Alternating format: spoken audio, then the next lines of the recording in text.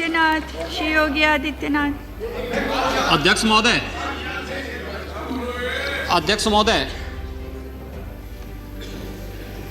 माननीय श्री मुलायम सिंह जी ने अभी जो बात यहाँ पर कही है, और मुझे अच्छा लगा कि लालू जी आज उनका समर्थन कर रहे हैं। प्रधानमंत्री के लिए भले ही उन्होंने समर्थन न किया हो, लेकिन आज समर्थन कर रहे हैं, पता नहीं किस बात के लिए।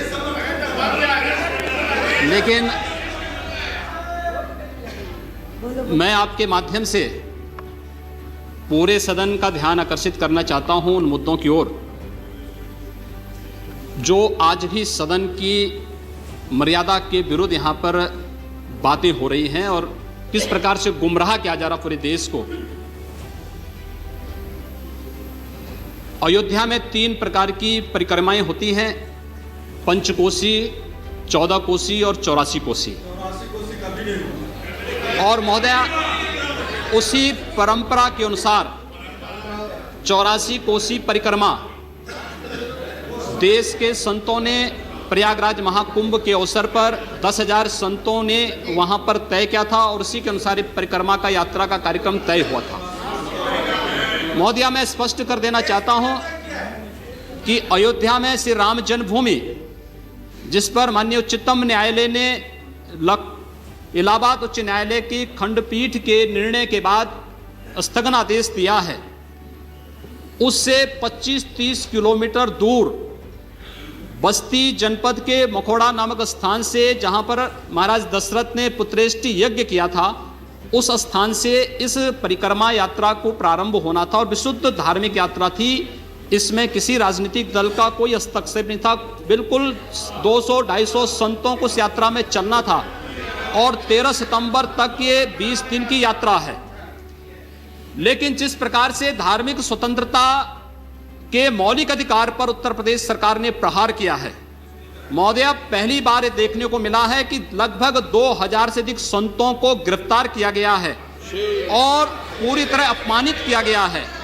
यहां तक कि अयोध्या जी में सरयू जी का स्नान करने वाले जो संत ऐसे हैं जो केवल सरयू जी का स्नान करते हैं, उसी का जल का ग्रहण करते हैं, उन्हें वहां सरयू जी का पूजन नहीं करने दिया गया, स्नान नहीं करने दिया गया, जबरन उठा करके बंद कर दिया गया, उन पर लाठियां चलाई गई हैं, पूरी तरीके से अपमानित करके। सबसे पहले तो सरकार ने हमारे संवैधानिक और मौलिक अधिकारों का हनन किया है। दूसरा, जहां तक स्थगन आदेश की बात है, मैं याद दिलाना चाहूंगा, इस देश के अंदर सेकुलरिज्म के नाम पर राजनीति करने वाले उन सभी दलों को 1994 में कांग्रेस नेतृत्व की ही सरकार ने सुप्रीम कोर्ट में एक शपथ पत्र दिया था और यह कहा था कि अगर तय हो जाएगा कि अयोध्या में विवादित तो जो ढांचा था, वह ढांचा किसी हिंदू मंदिर या स्मारक को तोड़ करके बनाया गया है, तो हिंदू भावनाओं के अनुरूप कार्य होगा। आखिर यह साबित हो चुका है।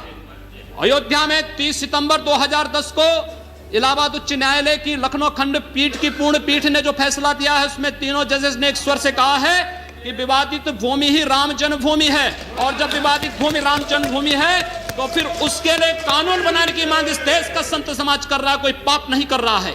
हम अपने हक को मांग रहे हैं और हमें ही मांग कर रहे हैं कि अयोध्या में राम जन्मभूमि में भव्य मंदिर का निर्माण होना चाहिए, कानून इस सरकार को लाना चाहिए, क्योंकि सुप्रीम कोर्ट में शपथ पत्र कांग्रेस नेतृत्व की सरकार ने उस समय दाखिल किया था और उसी क्रम में हम मांग कर रहे हैं। और संतों को उनके हकों से वंचित किया जा रहा है, उनके धार्मिक यात्रा को प्रतिबंधित किया जा रहा है, उन्हें अपमानित किया जा रहा है। और किस समाजवाद की बात मुलायम सिंह जी कर रहे हैं, किस संविधान की बात कर रहे हैं? ये समाजवाद है। स्वयं राष्ट्रीय अध्यक्ष हैं, इनके 2 भाई महासचिव हैं, इनका पुत्र प्रदेश अध्यक्ष है। कौन से समाजवाद की बात करते हैं? परिवारवाद की बात करते हैं। बेवकूफ बना रहे देश को, ये केवल देश को बेवकूफ बनाने का कार्य कर रहे हैं और बेवकूफ बना करके समाजवाद के नाम पर समाज को बेवकूफ बना करके सेकुलरिज्म की ध्वजियां उड़ा रहे हैं। 30 दंगे उत्तर प्रदेश के अंदर हो चुके हैं महोदय, 1 वर्ष में 30 बड़े बड़े दंगे। हर दंगे में हिंदू प्रताड़ित हुआ है, हिंदू जेल में बंद हुआ है, और ये सरकार परंपरा की बात करती है। किस परंपरा की बात इस सरकार कर रही है? कि आतंकवादियों के खिलाफ दायर मुकदमों को वापस लेना कौन सी परंपरा का हिस्सा है? ये सरकार उत्तर प्रदेश के अंदर जिस प्रकार से सरकारी जमीनों को कब्रिस्तान के नाम पर आवंटित कर रहा है, कौन सी परंपरा का हिस्सा है? जिस प्रकार से वहां पर वहां के गरीबों, वहां के पिछड़ी जाति, वहां के अनुसूचित जाति के हकों पर डकैती डला करके ये सरकार जिस प्रकार से जंगल राज कायम की उत्तर प्रदेश के अंदर, आखिर वो किस परंपरा का हिस्सा है? और इसीलिए मैं आज के इस माध्यम से आपसे अनुरोध करना चाहूंगा, उत्तर प्रदेश सरकार ने उत्तर प्रदेश के अंदर हमारी धार्मिक भावनाओं का अपमान किया है, संतों को अपमानित किया है। इस सरकार को रहने का अधिकार नहीं होना चाहिए, इसे तत्काल बर्खास्त किया जाना चाहिए।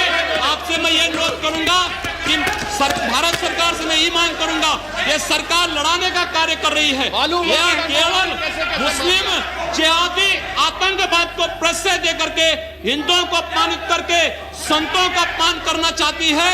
और इसीलिए 84 कोसी परिक्रमा को इसने रोका है।